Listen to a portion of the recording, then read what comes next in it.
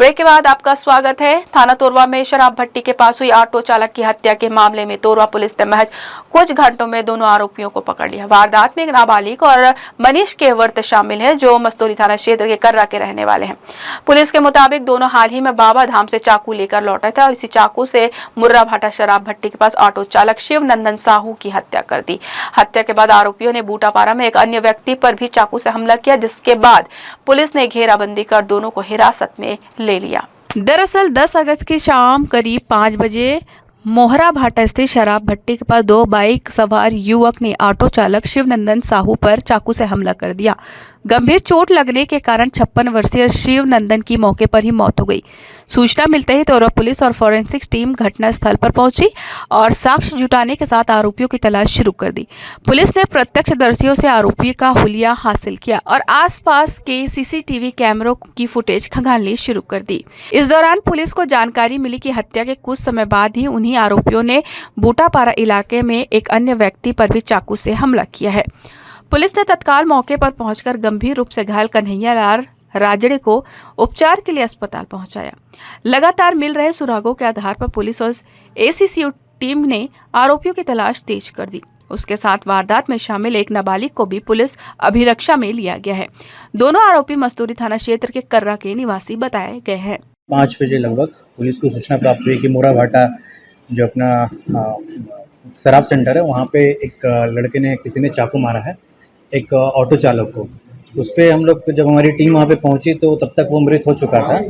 Auto पे 3 लोग बैठ करके शराब पी रहे थे, उसमें इससे मृतक भी था जो शराब पी रहा था। उसका रिश्ते में एक भाचा लगता है जिसने इस पूरे घटना को देखा है। उसी ने हमें बताया कि उसका जो पर्सनैलिटी है आरोपी का, वो किस प्रकार से, वो किधर साइड से भागा है। फिर हम लोगों ने सीसीटीवी फुटेज का ट्रेलिंग किया और फिर हमें ज्ञात हुआ कि एक मस्तूरी निवासी है, वो एक नाबालिग लड़का है, उसी ने उसकी हत्या की है। जब हम लोग उसकी पतासाजी कर रहे थे, उसी 1-1.5 घंटे के दरमियान ही फिर से दूसरी जगह खबर आई हमारे पास बूटापारा में कि उसने एक जगह और चाकू मारा है और उसमें भी जो है वो मृत नहीं हुए, उनकी जो है अभी इलाज चल रहा है, क्रिटिकल है, अपोलो में इलाज चल रहा है। तो इस तरीके से एक का मर्डर कर दिया और दूसरे की अटेम्प्ट टू मर्डर है। और उसमें 2 लड़के हैं, एक जन जो है बाइक चला रहा था और दूसरे ने उस पर चाकू से हमला किया है। पुलिस पूछताछ में यह बात सामने आई कि दोनों आरोपी हाल ही में बाबा धाम से चाकू लेकर लौटे थे। आरोप है कि इसी चाकू का इस्तेमाल मोहरा भाटा में ऑटो चालक की हत्या और इसके बाद बूटापारा में दूसरे व्यक्ति पर हमला के लिए किया गया। पुलिस अब दोनों घटनाओं के बीच कनेक्शन और वारदात के पीछे की पूरी वजह की जाँच कर रही है। दोनों आरोपी गिरफ्त में है। एक नाबालिग है, दूसरा एक मनीष केवट नाम है, मनीष केवट है और दूसरा एक नाबालिग है। नाबालिग ने ही दोनों को चाकू मारा है। जब प्राइमा फेसी अभी इंट्रोगेशन किया है हम लोगों ने अभी 15-20 मिनट पहले, तो उसमें ये बता रहा है कि जो ऑटो चालक है उससे उसका बहस हुआ कि अरे तू इस तरीके से गाड़ी क्यों चला रहा है, और उसने गाली दिया तो इसने भी गाली दिया, तो उसने कहा कि मैं तुम्हें जान से मार दूंगा, तो इसने चाकू निकाल करके उसे गले पे घोंप दिया। इसी तरीके से बूटापारा में भी कुछ इस तरह की स्टोरी बता रहा है और वो पिछले दिन नशे में था और नशे में जाकर के उसने ये हत्या को अंजाम दिया। पुलिस के अनुसार पकड़ा गया आरोपी और उसका नाबालिग साथी कर्रा क्षेत्र में अवैध रूप से शराब बेचने का काम करते हैं। पुलिस अब आरोपियों के आपराधिक रिकॉर्ड, शराब के अवैध कारोबार और हत्या के पहले तथा बाद की गतिविधियों की भी जांच कर रही है। दोनों को पुलिस हिरासत में लेकर पूछताछ कर रही है और मामले में आगे की वैधानिक कार्रवाई की जा रही है। जी न्यूज के लिए कैमरामैन गोपाल मौर्य के साथ मोहम्मद नासिर की रिपोर्ट। बिलासपुर के मस्तूरी थाना क्षेत्र के गतौरा स्थित शासकीय कंपोजिट मदिरा दुकान में हुई लूट की वारदात का पुलिस ने खुलासा कर दिया है। मस्तूरी पुलिस और एसीसीयू की संयुक्त टीम ने मामले में 3 आरोपियों को गिरफ्तार किया है। आरोपियों ने कर्ज के बोझ से निकलने के लिए शराब दुकान में रखी नकदी लूटने की योजना बनाई थी। वारदात से पहले आरोपियों ने मोपका शराब भट्टी में भी लूट का प्रयास किया, लेकिन चहल पहल अधिक होने के कारण वहां से लौट गए। दरअसल 3 अगस्त के तड़के करीब 3:30 बजे 4 नकाबपोश बदमाश गतौरा शराब दुकान पहुंचे। आरोपियों ने वहां तैनात दोनों सुरक्षा कर्मियों को चाकू दिखाकर धमकाया और उनके हाथ पैर बांध दिए। विरोध करने पर एक सुरक्षा कर्मी के सिर, माथे, हाथ पर धारदार हथियार से हमला कर उसे घायल भी कर दिया। इसके बाद बदमाशों ने दुकान का ताला तोड़कर अंदर प्रवेश किया। आरोपियों की योजना दुकान में रखी नकदी तक पहुंचने की थी। इसके लिए वह पहले से gas cutter, grinder, cutter machine, छेनी, रस्सी और चाकू सहित अन्य सामान लेकर पहुंचे थे। आरोपियों ने ग्राइंडर और छेनी की मदद से लॉकर तोड़ने की कोशिश की, लेकिन लॉकर नहीं टूट सका। नकदी हाथ नहीं लगने पर आरोपी शराब की कुछ बोतलें, दोनों सुरक्षा कर्मियों के मोबाइल फोन और सीसीटीवी कैमरे का डीवीआर लेकर फरार हो गए। पुलिस से बचने के लिए आरोपियों ने वारदात के बाद सीसीटीवी का डीवीआर नदी में फेंक दिया था। पुलिस ने घटनास्थल और आसपास लगे कैमरों के फुटेज के साथ तकनीकी साक्ष्यों का बारीकी से विश्लेषण किया। लगातार पतासाजी के बाद पुलिस टीम आरोपियों तक पहुंची और अनिल ध्रुव उर्फ अन्ना, पिंटू निषाद और सुनील नीलमरकर को गिरफ्तार कर लिया। गतौरा स्थित एक शराब दुकान में अज्ञात नकाबपोश के द्वारा रात्रि में लूट की घटना को अंजाम दिया गया था। उसके बाद लगातार पुलिस अधीक्षक महोदय के निर्देशानुसार एसीसीओ की संयुक्त और मजदूरी थाना की संयुक्त टीम के द्वारा इस मामले में पता तलाश किया जा रहा था, जिसमें बहुत सारे टेक्निकल इंट और सीसीटीवी फुटेज खंगालने के बाद इस मामले में संलिप्त 3 आरोपियों को गिरफ्तार किया गया है और एक अन्य आरोपी फरार है, जिसकी पता तलाश की जा रही है। पूछताछ में आरोपियों ने बताया कि वे कर्ज में डूबे हुए थे और कर्ज चुकाने के लिए शराब दुकान में रखी रकम लूटने की योजना बनाई थी। घटना से पहले चारों आरोपी दोपहिया वाहनों से निकले थे। पहले मोपका शराब भट्टी पहुंचे, लेकिन वहां लोगों की आवाजाही अधिक होने के कारण योजना बदलकर गतौरा पहुंचे और वारदात को अंजाम दिया। घटना को कारित करते समय आरोपियों के द्वारा उपयोग किए गए मोटरसाइकिल और धारदार हथियार और गैस कटर को भी इसमें जब्त किया गया है। आरोपियों के द्वारा डीवीआर को छुपाने के उद्देश्य से एनीकट में फेंक दिया गया, जिसकी भी तलाश जारी है। इसमें जो संलिप्त आरोपियों से अभी पूछताछ की जा रही है। अन्य मामले में भी इन लोगों की संलिप्तता अगर पाई जाती है तो उन लोगों को भी शामिल कर कार्रवाई की जाएगी। पुलिस ने आरोपियों की निशानदेही पर घटना में इस्तेमाल मोटरसाइकिल और स्कूटी, 2 लूटे गए mobile phone, gas cutter, grinder, cutter machine, छेनी, धारदार चाकू और अन्य औजार बरामद किए हैं। मामले में एक अन्य आरोपी फरार है, जिसकी तलाश में पुलिस संभावित ठिकानों पर दबिश दे रही है। फरार आरोपी पूर्व में सीएमएस इन्फो सिस्टम कंपनी में काम करता था और शासकीय मदिरा दुकानों से नकदी संग्रह का कार्य करता था। पुलिस उसकी भूमिका पर भी जांच कर रही है। जी न्यूज के लिए कैमरामैन गोपाल मौर्य के साथ मोहम्मद नासिर की रिपोर्ट। सरगिट्टी थाना क्षेत्र के नयापारा में मंगलवार सुबह एक दंपत्ति के शव घर के भीतर फांसी के फंदे पर लटक के मिलने से सनसनी फैल गई। मृतकों की पहचान 35 वर्षीय रमेश सिंह बंजारा और 30 वर्षीय माया बंजारा के रूप में हुई है। सूचना मिलते ही सरगिट्टी पुलिस मौके पर पहुंची और दोनों शवों को फंदे से उतरवाकर जांच शुरू की। पुलिस के मुताबिक दोनों शव एक ही फंदे पर मिले हैं। रमेश सिंह मूल रूप से जाम कछार जिला अनूपपुर मध्य प्रदेश का रहने वाला था और पत्नी के साथ नयापारा में रह रहा था। मौके से फिलहाल आत्महत्या की कोई स्पष्ट वजह सामने नहीं आई है। पुलिस आसपास के लोगों से और परिचितों से पूछताछ कर दंपत्ति की पारिवारिक एवं व्यक्तिगत परिस्थितियों की जानकारी जुटा रही है। पुलिस ने स्वजनों को घटना की सूचना दे दी है। उनके पहुंचने के बाद बयान दर्ज किए जाएंगे और पंचनामा के बाद शवों का पोस्टमार्टम करवाया जाएगा। पुलिस का कहना है कि पोस्टमार्टम रिपोर्ट और जांच में सामने वाले तथ्यों के आधार पर ही मौत की वास्तविक परिस्थितियों का पता चल सकेगा। फिलहाल पुलिस हर संभावित पहलू को ध्यान में रखकर मामले की जांच कर रही है। ये सिरगिट्टी थाना क्षेत्र में नयापारा का मामला है, जिसमें जो मृतक हैं रमेश सिंह हैं, उनकी पत्नी माया बंजारे दोनों कमरे में साड़ी का फंदा बनाकर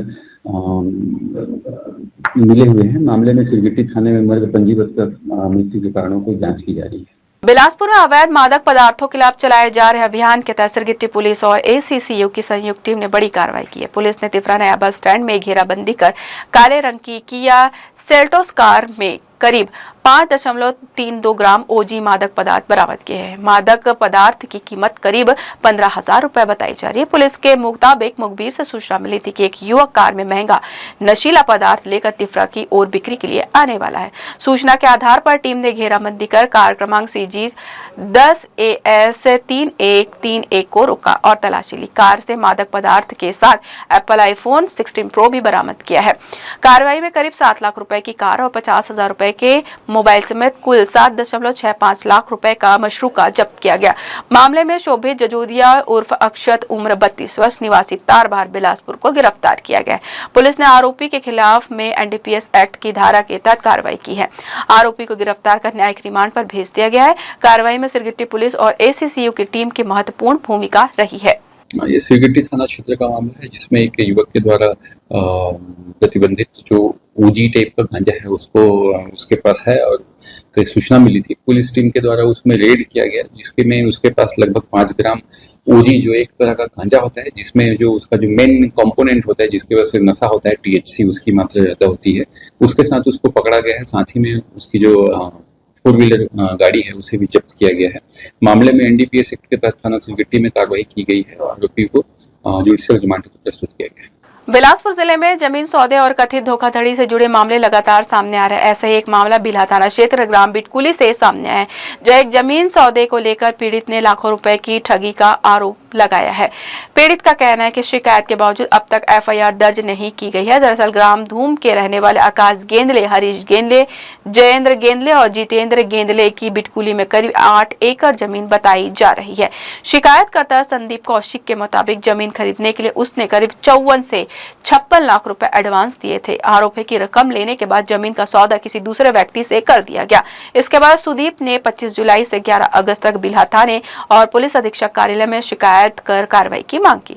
पीड़ित का आरोप है कि थाना प्रभारी तोपसी नौरंग की ओर से अब तक मामला दर्ज नहीं किया गया। परेशान होकर पीड़ित ने मीडिया के सामने अपनी बात रखी। अब देखना होगा कि खबर सामने आने के बाद पुलिस क्या कार्रवाई करती है। मेरा समस्या ये है कि मैंने जमीन एग्रीमेंट किया था ग्राम बिटकुली बिल्हा में, लेकिन अनुबंधित जमीन को उन्होंने किसी अन्य व्यक्ति के पास बिक्री कर दिया है और मेरे से एडवांस लगभग 56 लाख रुपए उन्होंने ले चुका है और जमीन को दूसरे के बेच दिया है। मेरे द्वारा थाना में 28 जुलाई को आवेदन दिया गया था उनके ऊपर धोखाधड़ी की कार्रवाई करने के लिए, लेकिन थाना से अभी तक किसी भी प्रकार की कार्रवाई नहीं की जा रही है। फिर मैंने 5 अगस्त को SP महोदय के समक्ष आवेदन दिया। SP महोदय ने मार्ग किया है कि संज्ञेय अपराध पाए जाने पर कार्रवाई की जाए, लेकिन अभी तक 5 अगस्त बीत जाने के बाद आज वर्तमान में 11 अगस्त हो गए, अभी तक कुछ कार्रवाई नहीं की जा रही है। बिल्हा थाना के द्वारा कोई कार्रवाई नहीं की जा रही है। बिलासपुर भाजपा महिला मोर्चा की ओर से भव्य सावन उत्सव का आयोजन किया गया। करबला स्थित भाजपा कार्यालय भवन में आयोजित इस कार्यक्रम में महिला मोर्चा की जिला प्रभारी सहित जिले भर से बड़ी संख्या में महिला कार्यकर्ता शामिल हुई। कार्यक्रम के दौरान महिलाओं में खासा उत्साह और उमंग देखने को मिला। सावन उत्सव में भारतीय संस्कृति और परंपराओं की खूबसूरत झलक देखने को मिली। महिला कार्यकर्ताओं ने एक दूसरे को सावन की शुभकामनाएं दी और मिलकर उत्सव का आनंद लिया। इस दौरान सावन से जुड़े गीत, संगीत और मनोरंजक गतिविधियों ने कार्यक्रम में रंग भर दिया। महिलाओं ने उत्साह के साथ हिस्सा लेते हुए सावन की खुशियां साझा की।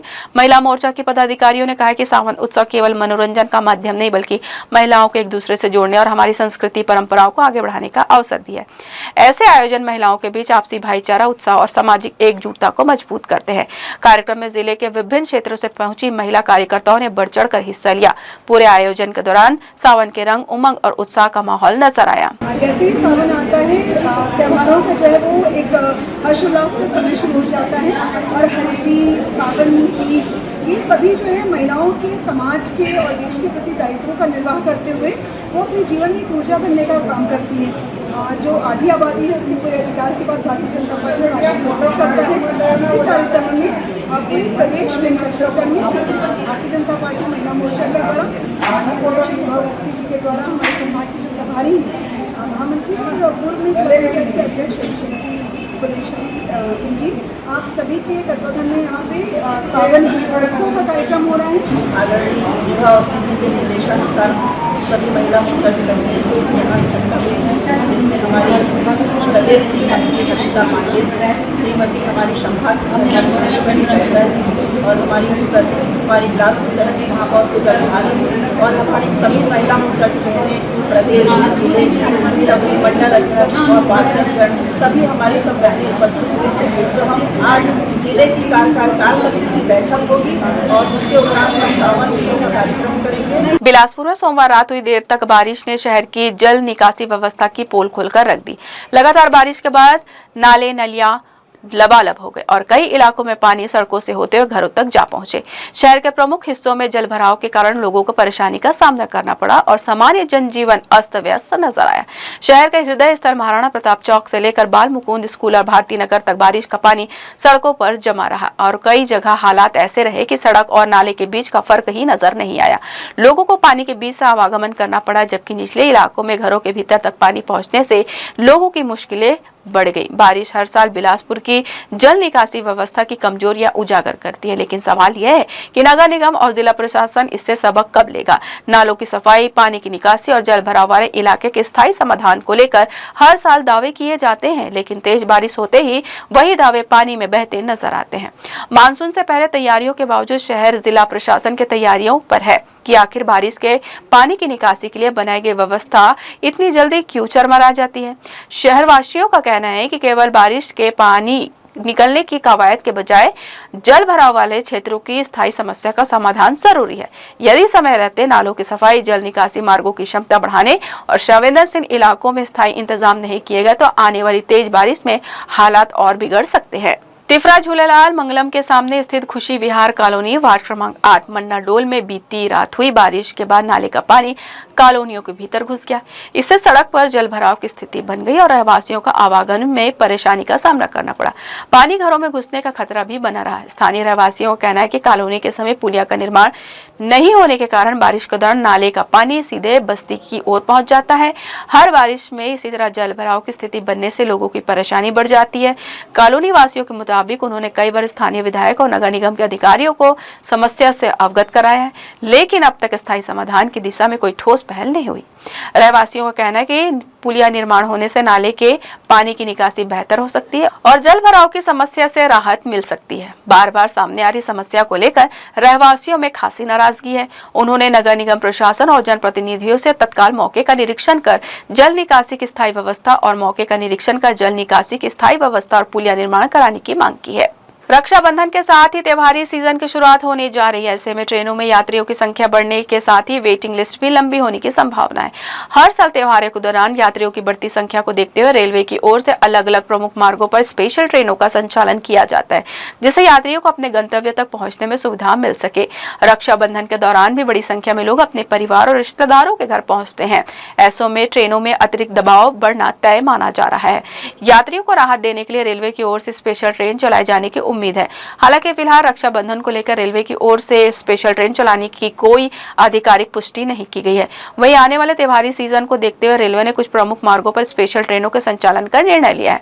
माना जा रहा है कि इन ट्रेनों के चलने से नियमित ट्रेनों में वेटिंग लिस्ट का दबाव कुछ कम होगा। यात्रियों का कहना है कि रेलवे को स्पेशल ट्रेनों की जानकारी समय रहते जारी करनी चाहिए ताकि लोग पहले से अपनी यात्रा की योजना बना सके और उन्हें टिकट बुकिंग में कोई परेशानी ना हो। जैसे कि आप जानते हैं, सावन के महीने में अगस्त महीने के लिए हम बाबा धाम के लिए स्पेशल ट्रेन चला रहे हैं, जो इतवारी से चल के बाबा धाम जाती है। ये वीकली ट्रेन है, पूरे अगस्त महीने चलेगी। श्रद्धालुओं को उसका लाभ मिल सकता है। उसी के साथ साथ हर त्यौहार में रेलवे द्वारा देखा जाता है कि कहाँ डिमांड ज़्यादा है, उसके हिसाब से हम ट्रेन ऑन डिमांड वगैरह प्लान करते हैं। फेस्टिवल स्पेशल ट्रेन उस हिसाब से प्लान करते हैं। अभी जो है प्रयागराज से लेकर विशाखापट्टनम तक एक स्पेशल ट्रेन चलाई जा रही है नॉर्थ सेंट्रल रेलवे द्वारा, जो हमारे यहाँ शहडोल, अनूपपुर, पेंड्रा रोड, बिलासपुर से होते हुए रायगढ़, झारसुगुड़ा से होते हुए विशाखापट्टनम जाएगी। ये भी वीकली ट्रेन है। 16 ट्रिप्स के लिए ये प्लान हुई है। इससे भी जो लोगों को विशाखापट्टनम जाना है हमारे बिलासपुर और रायगढ़ एरिया से, उसका यूज़ कर सकते हैं।